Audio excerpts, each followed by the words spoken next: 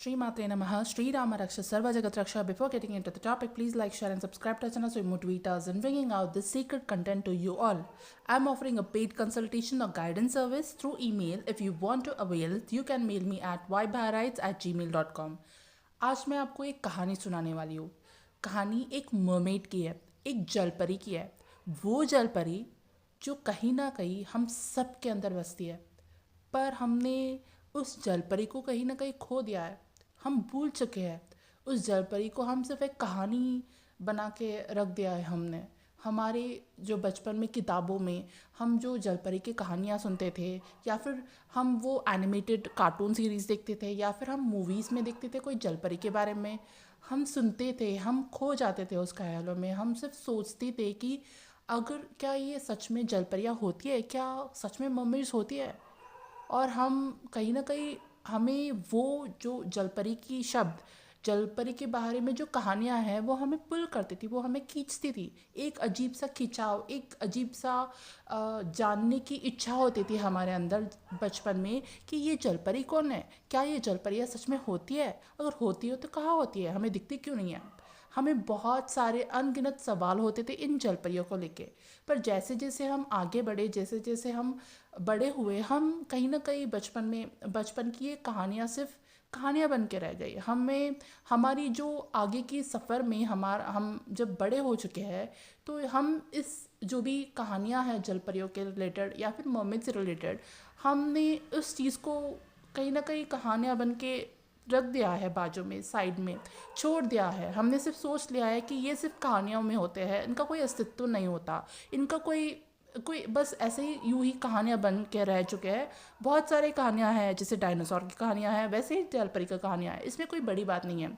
ऐसा करके हमने इस सच को कहीं ना कहीं टुकरा दिया है। पर क्या आप जानते हैं, ये सिर्फ कहानियाँ नहीं है, ये एक सच है। ये सच ही नहीं बल्कि ये हमारा इतिहास है। वो इतिहास जो रहस्य बन के रह चुका है, वो इतिहास जो एक खुफिया दरवाज़ा बन के रह चुका है, वो इतिहास जो अपने अंदर उस काबिलता रखते हैं उस दरवाजे तक पहुंचने का, सिर्फ वही उस इतिहास को जान सकते हैं, सिर्फ वही उस इतिहास को खोज सकते हैं। बाकी के लिए तो वो सिर्फ कहानियाँ ही हैं, उनके बारे में हम और कुछ कह नहीं सकते। पर अगर आपने बचपन में ये सोच लिया है, अगर आपने बचपन में कहीं ना कहीं जलपरियों की कहानियों से अट्रैक्ट होते थे, या फिर आप कहीं ना कहीं आपको जलपरियाँ अच्छी लगती थी, या कहीं ना कहीं आपको मर्मेड्स अच्छी लगती थी, तो ये सिर्फ कहानियाँ नहीं है आपके लिए, ये आपका इतिहास है, आपका सच जो आपसे छुपाया गया था। ये सच अटलांटिस का है, ये सच वो किंगडम का है, अटलांटिन किंगडम का, जहाँ पे हम कहीं ना कहीं समुद्री जीवों की तरह रहते थे। और अर्थ कंसिस्ट ऑफ 70% वाटर, हमने तो ये पढ़ा ही होगा। पर क्या आपको पता है, जब पृथ्वी का निर्माण हुआ तब उसमें जो धरती था, जो अर्थ तत्व था, जो लैंड था, वो बना नहीं था। पहले अर्थ पूरा वाटर के फॉर्म में था, वाटर स्टेट में था। तो हमने तो आज मान लिया है, साइंस ने ये कह दिया है कि earth consist of 70% water and 30% land, ये तो हमें पता ही है। पर क्या वो 30% लैंड बनने से पहले पूरा का पूरा अर्थ ही एक वाटर स्टेट में था? मुझे नहीं पता कि उस टाइम पे अर्थ जो वाटर स्टेट में था उसका क्या नाम रहा होगा, पर मुझे इतना ज़रूर पता है कि जब अर्थ वाटर स्टेट में था, तब हम सब भी उस स्टेट में, उस वाटर की जो स्थिति था अर्थ में, तभी भी कुछ ऑर्गेनिजम्स, कुछ क्रिएचर्स, जैसे समुद्री क्रिएचर्स, जैसे जलपरियाँ, जैसे मर्मेड्स, जैसे वेल्स, या फिर डॉल्फिन्स, सी वाटर क्रिएचर्स, फिशेस, बहुत सारे ऐसे क्रिएचर्स थे, हम उस क्रिएचर के फॉर्म में थे। ये सिर्फ एक कहानी नहीं है, ये इतिहास है। और इस इतिहास का एक बहुत बड़ा राज, एक बहुत बड़ा प्रूफ हमें मिलता है विष्णु का मत्स्य अवतार से। हमने तो सुना ही होगा, विष्णु का मत्स्य अवतार था, जो वो अवतार जिसमें आधा इंसान का शरीर और आधा एक टेल था, एक फिश का टेल, जो एक मरमैन की तरह दिखते थे विष्णु। तो क्या आपको अभी भी लगता है कि जलपरी या फिर मरमेड सिर्फ कहानियाँ हैं? ये सिर्फ कहानी नहीं है, ये हमारा इतिहास है। विष्णु का वो अवतार, वो जो मत्स्य अवतार है, वो इस इतिहास का गवाह है। और हमारी कहानियों में, हमारी इतिहास में साफ साफ लिखा गया है कि विष्णु का मत्स्य अवतार था। इसका क्या मतलब हुआ? अगर विष्णु का मत्स्य अवतार था, तो उस मत्स्य अवतार का हमने जो कहानियां सुना है कि एक मत्स्य अवतार होता है, और मत्स्य अवतार जब विष्णु का होता है तब जो अर्थ का उन्हें पहले ही ये आभास हो जाता है कि अर्थ अभी नहीं रहने वाला है। अर्थ के जो भी क्रिएचर्स है वो एक डिस्ट्रक्शन की तरफ जाते हैं, और विष्णु उन अर्थ के जो मेन जो ऋषिज थे, जो सप्त ऋषिज थे, उनको लेके उनको एक नाव में बिठा के, और उनको जो भी, और एक नई अर्थ की शुरुआत के लिए, एक नई अर्थ के निर्माण के लिए जो भी इंग्रेडिएंट्स चाहिए थे उन्हें, वो सब उनको लेने के लिए कहते हैं। और वो सारे इंग्रेडिएंट्स एक बोट में लगा के विष्णु जी उस बोट का उस बोट को खींचते हैं। उस बोट को एक फिश अपनी अवतार के थ्रू उस बोट को पार करवाते हैं, वो समंदर का पार करवाता है, ताकि वो जो पुराना अर्थ है वो चले जाए, और वो जो पुराना अर्थ है जो जो डिस्ट्रक्ट होने वाला है, वो डिस्ट्रक्शंस के जो फेस है उसमें से भी, जो वो डिस्ट्रक्शन का फेस में ही एक नया क्रिएशन का सीड मिलेगा। और वही सीड, वही जब विष्णु जी का कहानियों में हमने सुना होगा कि जो भी मेन जो प्लान्स है, जो भी नए अर्थ के निर्माण के लिए जो भी चीज़ें चाहिए होंगे, जो भी इंग्रेडिएंट्स चाहिए होंगे, या फिर जो भी विजडम चाहिए होगा, और जो भी विजडम वो ऋषि जो कैरी करते हैं, जो आगे की ह्यूमैनिटी को सर्व करना है, या फिर आगे का ह्यूमैनिटी को बढ़ाने का जो कर्तव्य उन ऋषि को दिया गया है, वो सब क्या है? वो सीढ़ी तो है, एक सीड जो एक वृक्ष में बदलता है। वो सीड जो क्षमता रखता है एक नया क्रिएशन के निर्माण का, वो सीड विष्णु ने वो सीड अक्यूमुलेट्स किए, वो सीड जो एक दूसरा क्रिएशन बना सके। क्योंकि जो पुराना क्रिएशन है वो तो डिस्ट्रक्ट हो रहा है, पर वो डिस्ट्रक्शन के अंदर जो भी वो एक सीड है, जो क्रिएशन का बीज है, वो उन्होंने अक्यूमुलेट किया। जो क्रिएशन का बीज, जो बीज एक बीज स्टेट में, एक सीड स्टेट में जो था क्रिएशन के पहले, जो एक आर्किटेक्ट था, एक आर्किटेक्चर था, जो एक मैप था, या फिर एक डिज़ाइन था, ह्यूमन डिज़ाइन। वो ह्यूमन डिज़ाइन का पूरा सीक्रेट्स, या फिर क्रिएशन का पूरा सीक्रेट्स उस बीज में समा हुआ था, उस सीड में समा हुआ था। इसलिए विष्णु जी ने वो सीड, जो भी मेन चीज़ें हैं, वो सीड जो भी था, वो उन्होंने वो बोट में अक्यूमुलेट किया था, और फिर वो सीड, वो बीज उन्होंने बोए एक नया क्रिएशन का, एक नया युग का, एक नया आरंभ का। तो इस वजह से जब भी मत्स्य अवतार आता है हमारे लाइफ में, जब भी मत्स्य अवतार की कहानियाँ सुनते हैं हम, या फिर मर्मेड्स की कहानियाँ सुनते हैं हम, तो वो एक फेस है जो बिफोर द क्रिएशन होता है, जो आपके लैंड स्टेट या फिर पृथ्वी तत्व से पहले जो तत्व था, जल तत्व, तो उसका जल तत्व में रहकर पृथ्वी तत्व में की ओर अग्रसर कैसे हो, वो मर्मेड्स हमें सिखाते हैं। इतना ही नहीं, मर्मेड्स मतलब ही वो मर्मेड्स का मर्मेड्स एक जल तत्व के पावर हाउस है। तो पहले मैंने बताया था कि अर्थ ना 70% ऑफ वाटर था। सो अर्थ 70% ऑफ वाटर होने से पहले अर्थ पूरा का पूरा ही वाटर था। जब अर्थ पूरा का पूरा वाटर था, तभी वहाँ पे sea creatures, sea beings, aquatic beings, christic beings, सारे बींग्स मौजूद थे, जो जिनके पास साउंड टेक्नोलॉजी था, जिनके पास वो ईथर्स का पावर था।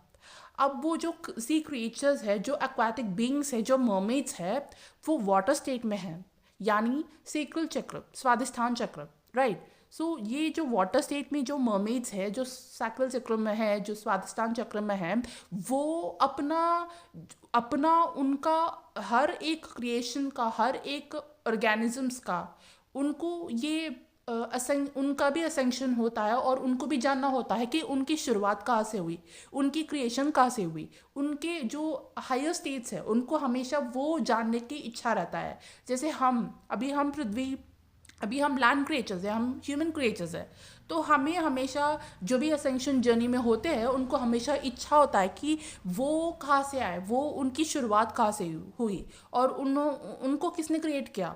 सो हमें हमें जो भी humans advance stage of evolution में होते हैं, जो भी स्पिरिचुअल जर्नी में होते हैं, उनको हमेशा ही ये जिज्ञासा रहता है कि उनका क्या अस्तित्व है, वो क्यों आए, कैसे आए।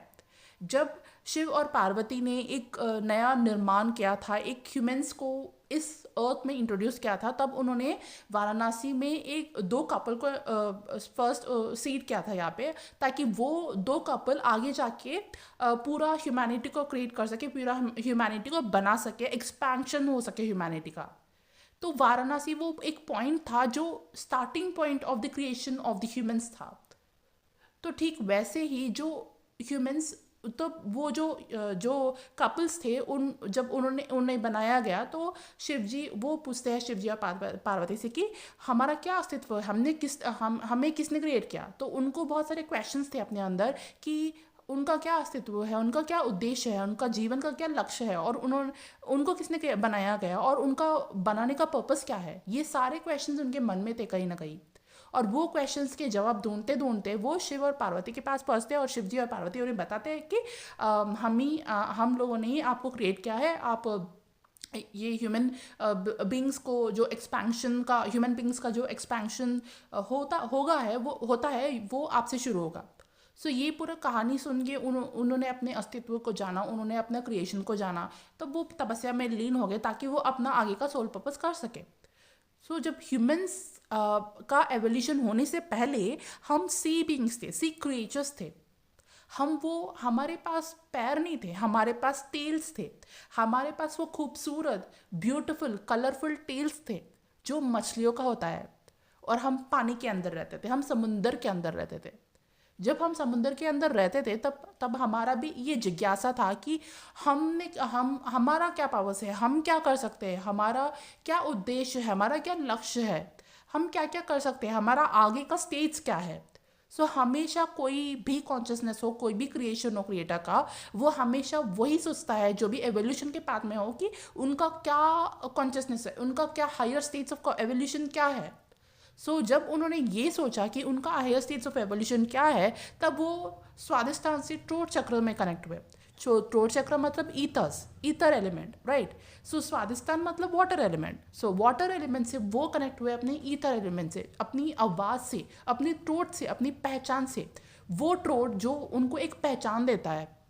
सो अभी हम ह्यूमंस थे तो हमारा ये सो एंड सो नाम, हमारा कोई ना कोई पहचान होता है। तो उन क्रिएचर्स का क्या पहचान था? उनका आवाज़ ही उनका पहचान था। उनके पास जो एक साउंड सोनिक पावर्स थे, एक सुपरसोनिक साउंड पावर्स। अगर आपने एक्वामैन जैसे मूवीज़ नहीं देखा हो, या फिर मैंने एक तेलुगु मूवी भी रिकमेंड किया है जो साहसवी सागर कन्या है, जिनमें शिल्पा शेट्टी ने मरमेड की किरदार निभाया है। अगर आपने वो नहीं देखा तो प्लीज़ देखिए, आपको बहुत सारी चीज़ें समझ में आएंगे। हालांकि उस मूवी में, जो तेलुगु मूवी बनाया गया है, उसमें कुछ स्ट्रेंज एंड सैड एंडिंग्स होता है, पर हाँ, अगर आपके अंदर वो मर्मेड्स का जो मेमोरी है वो अभी भी है और जागरूक होने को है, तो जब वो आप ये वाला मूवी देखेंगे, सागर अवीरुडु सागर कन्या, अगर आप चाहो तो उसका हिंदी डब्ड वर्जन भी देख सकते हैं। अगर आपको तेलुगु आता हो तो तेलुगु वर्जन भी देख सकते हैं आप। तो जब आप ये मूवी देखेंगे, और मैंने इस मूवी का एक समरी टाइप का भी बनाया है, और मेरा यूट्यूब चैनल में वो वीडियो भी अवेलेबल है, अगर आप चाहो तो वो वीडियो भी आप सुन सकते हो। जब ये आप मूवी देखोगे तो आपको बहुत सारे ऐसे डाउनलोड्स होंगे जो आपके वो मरमेड वाला पार्ट से आपको जोड़ेगा। जब आप अपने मरमेड वाला पार्ट से आप जोड़ोगे, तब जब आप मरमेड वाला पार्ट से जुड़ोगे, आप सिर्फ अपना मरमेड वाला पार्ट को एक्टिवेट नहीं कर रहे हो, आप अपने वाटर एलिमेंट, आपके स्वादिष्टान चक्र, आपके इतिहास से आप कनेक्ट हो रहे हो। आप वो pre existing consciousness of human से कनेक्ट हो रहे हो। आप उस पार्ट से, उस कॉन्शियसनेस से कनेक्ट हो रहे हो जो आप ह्यूमन से पहले थे, जब आप वो जल परी के स्टेट में थे, जब आप वो जल परी के अवस्था में थे, जब आप वो जल परी के कॉन्शियसनेस में थे, या फिर एक मैन के कॉन्शियसनेस में थे।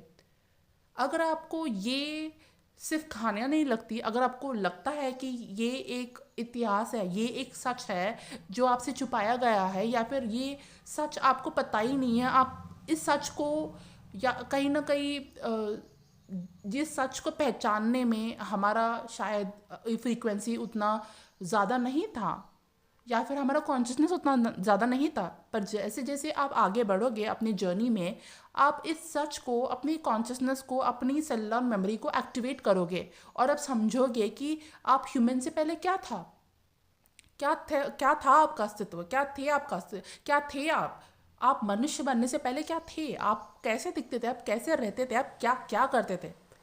तो ये सब जानने के लिए आपका सेलुलर मेमोरी एक्टिवेट होना, या फिर आपका वाटर एलिमेंट, आपका मर्मेड वाला पार्ट एक्टिवेट होना बहुत ज़्यादा ज़रूरी है। अगर आपको कॉलिंग आ रहा है, आपको ये सारे चीज़ें पहले से ही रिसीव होते थे मर्मेड्स के बारे में, तो कहीं ना कहीं आप भी वो सी क्रिएचर का मेमोरी होल्ड कर रहे हो, आप कहीं ना कहीं वो मर्मेड का मेमोरी होल्ड कर रहे हो।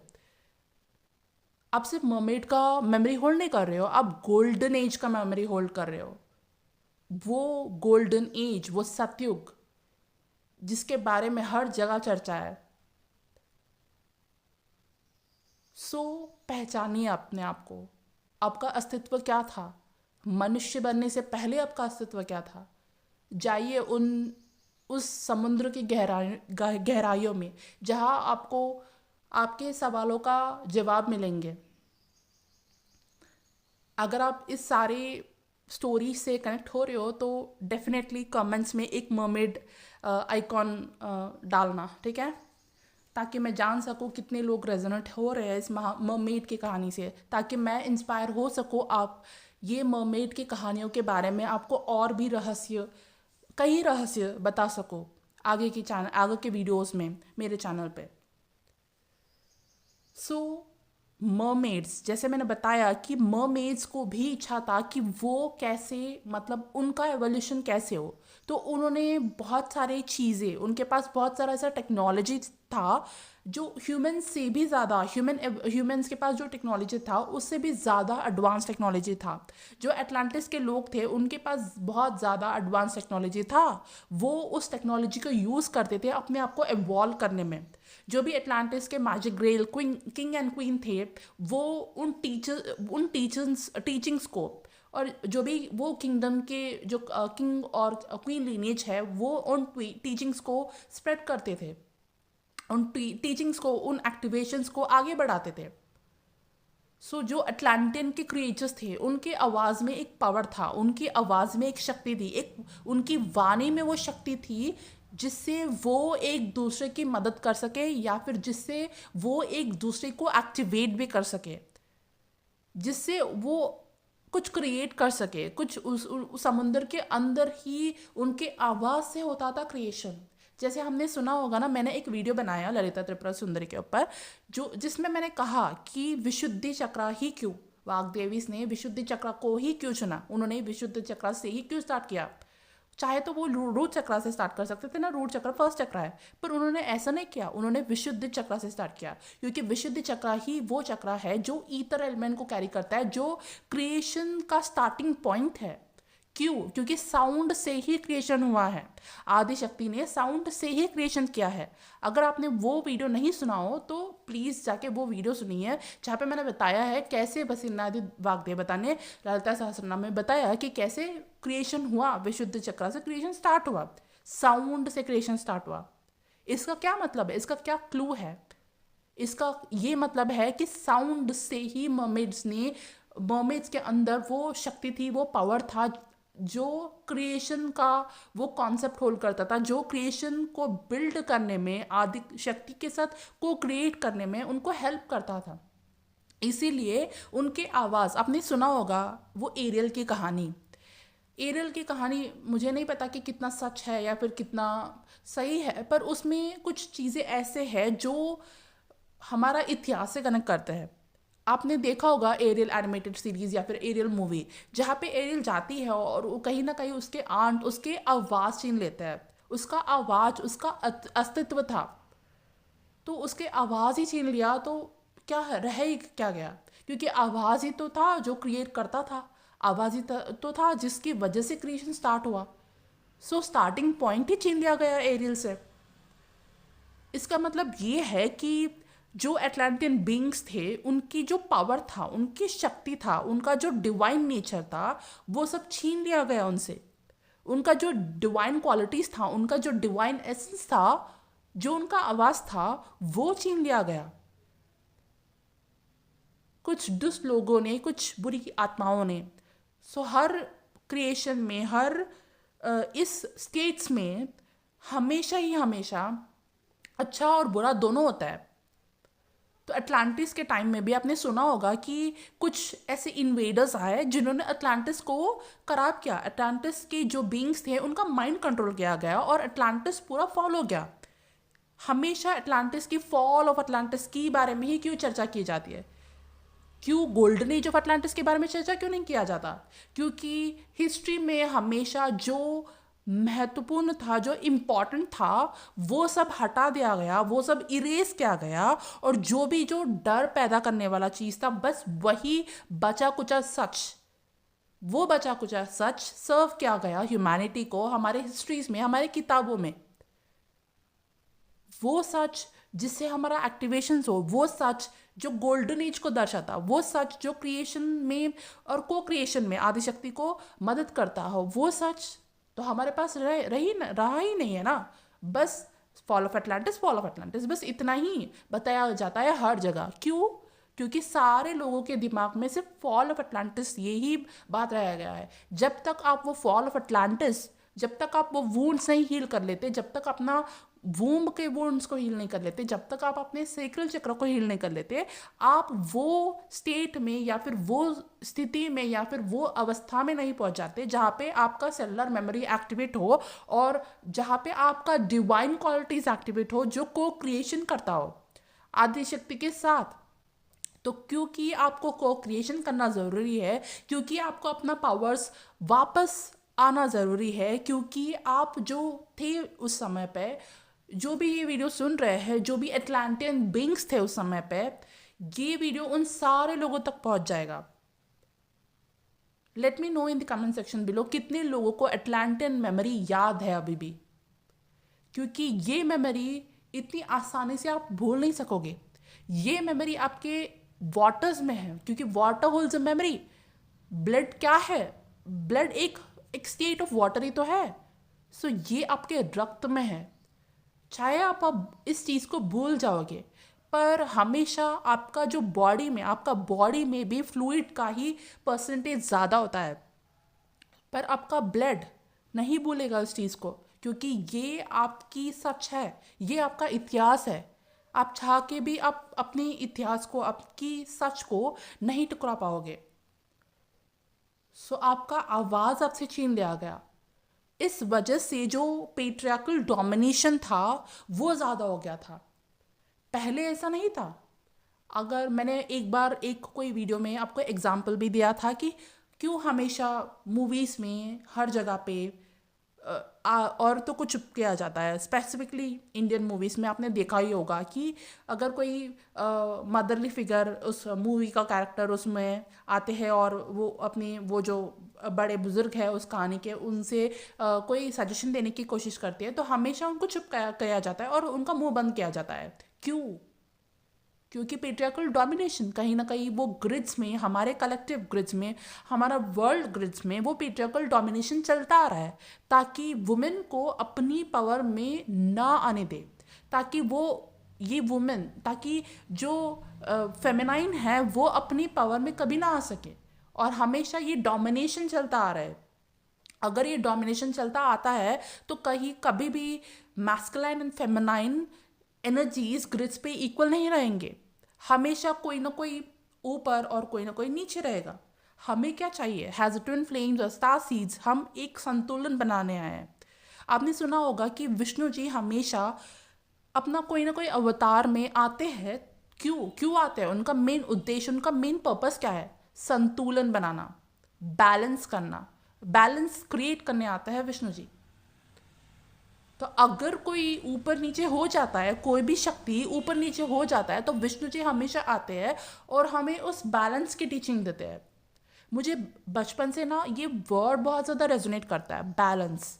मैं हमेशा ना उस मेरे साथ ये होता था कि मैं दो चीज़ों में, दो वर्ड्स में बहुत ज़्यादा ऐसे इन्वॉल्व हो जाती हूँ, और हमेशा मैं ये दो वर्ड्स को बहुत ज़्यादा यूज़ करती हूँ। एक है बैलेंस और एक है क्लैरिटी।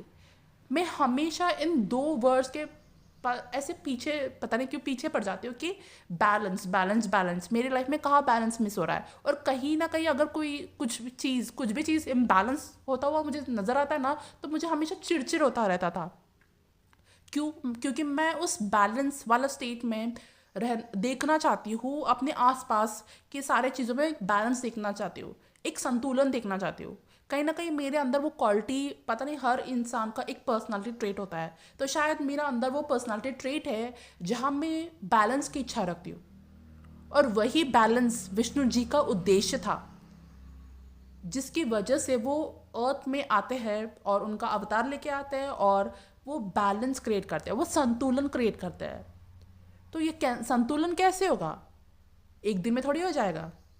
संतुलन आपको क्रिएट करना पड़ेगा, अपनी आवाज़ उठाना पड़ेगा, अपनी डिवाइन वॉइस को जागृत करना पड़ेगा। वो डिवाइन वॉइस जो अटलांटियन टाइम से आपके पास से था, पर आपका वॉइस, आपका आवाज़, आपकी पहचान को आपसे छीन लिया गया, और आपको एक एक लोअर सर्वाइवल बीइंग की तरह रखा गया, या फिर एक पूरा आपका एक डोमिनेशन किया गया हर तरीके से। हाँ, अभी जनरेशन्स बदल रहे हैं, लोग इस बात को जान रहे हैं, पर फिर भी कहीं ना कहीं वो पेट्रियार्कल डोमिनेशन ग्रिड्स में है। और इस डोमिनेशन जब ग्रिड्स में ख़त्म होगा, तब बनेगा संतुलन। तब बनेगा संतुलन कलेक्टिव में मैस्कुलाइन एंड फेमिनाइन का। तब होगा यूनियन बहुत सारे ट्विन फ्लेम्स का। अभी जो ट्विन फ्लेम्स है बस वही नहीं, बहुत सारे आगे, जब अर्थ के ग्रिड्स में ये संतुलन बना रहेगा, तो और भी ज़्यादा चांसेस होंगे अर्थ पे और ज़्यादा ट्विन फ्लेम्स आने के लिए, और ज़्यादा हायर बींग्स का पैदा होने के लिए, और ज़्यादा वो डिवाइन सोल्स का जन्म होने के लिए। अर्थ एक वेसल बन जाएगा। सो जो भी स्टार सीड इसको सुन रहे हैं, जो भी स्टार सीड इस वीडियो से रेजोनेट कर रहे हैं, वो एक पर्पस कैरी करते हैं, वो संतुलन को लाने के लिए। वो संतुलन कैसे होगा? अपनी आवाज़ से। आपका आवाज़ ही आपका पहचान है। जो भी डिवाइन फेमिनाइंस या फिर मैस्कुलाइंस ये सुन रहे हो, अपने आप को पहचानो, अपनी आवाज़ को पहचानो, अपनी अंदर की आवाज़ को पहचानो। क्या कह रहा है आपका अंदर का वो दैवीय तत्व? क्या बोलना चाह रहा है? वो दैवीय तत्व को आवाज़ दो। वो आवाज़, आपका आवाज़, जिसमें से जो सरस्वती की वाणी निकलेगी, वही वाणी संतुलन बनाए रखने में हेल्प करेगा अर्थ का। सो अपनी आवाज़ को एक्टिवेट करो, अपनी मर्मेड का अंश को एक्टिवेट करो। सोचो, जाओ अपने मर्मेड वाला टाइमलाइन में जाओ और पहचानो खुद को। जब आप मर्मेड थे या फिर मर्मैन थे, तो तब आप क्या थे? तब आपके अंदर क्या क्वालिटीज़ थे? तब आप क्या पर्पस कर रहे थे? तब आपके अंदर क्या गिफ्ट्स थे? हम क्रिस्टल टेक्नोलॉजी भी यूज़ करते थे अटलांटियन टाइमलाइन में, पर वो जो क्रिस्टल आर्किटेक्चर या फिर क्रिस्टल टेक्नोलॉजी, वो सब डिस्ट्रक्ट किया गया।